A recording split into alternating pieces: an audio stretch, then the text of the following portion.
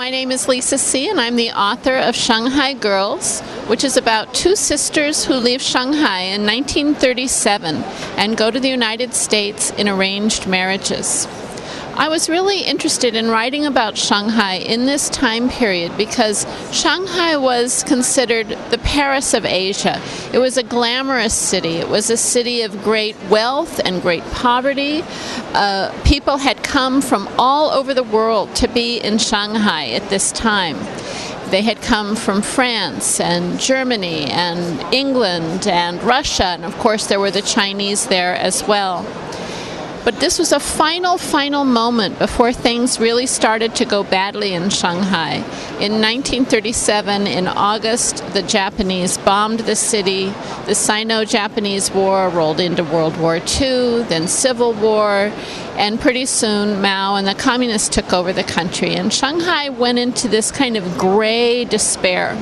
Shanghai Girls is about these two sisters who are forced to leave the city at this time and go to the United States. And what they encounter is not at all what they expect. It's a story of sisters, of the things that happen between sisters. You know, sisters, this is typically the oldest, longest relationship that we'll have in our lifetimes. This is a person who has known you since you were born, who should stand by you and support you and love you no matter what. And yet it's also your sister who knows exactly where to drive the knife to hurt you the most. So I was really interested in looking at that sort of dynamic between Pearl and May and what happens to them as they encounter difficulty after difficulty in the immigration process. Shanghai Girls opens one night with Pearl and May, these two sisters, having dinner with their parents. Pearl and May are modern girls. They're modern young women who actually are what are called beautiful girls. They are models for Shanghai advertising, and they're selling this very modern life. They're not like their mother, which you see very much in the first scene. They expect to marry for love, not go into arranged marriages. They're well educated. They don't have bound feet. They're modern, and yet their family is still very old-fashioned. And so the first scene is the father saying to Pearl, "Oh, you have these red cheeks. You look like a peasant. You're not beautiful enough." And yet, nevertheless, she is a beautiful girl. And then they whisk out into the Shanghai night.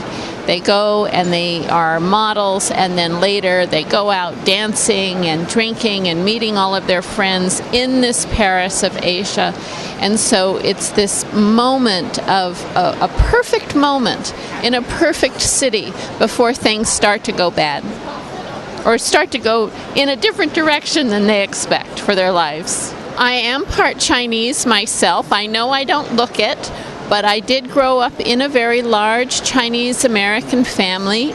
I have about 400 relatives in Los Angeles. There are about a dozen that look like me. The majority are still full Chinese, and then this spectrum in between.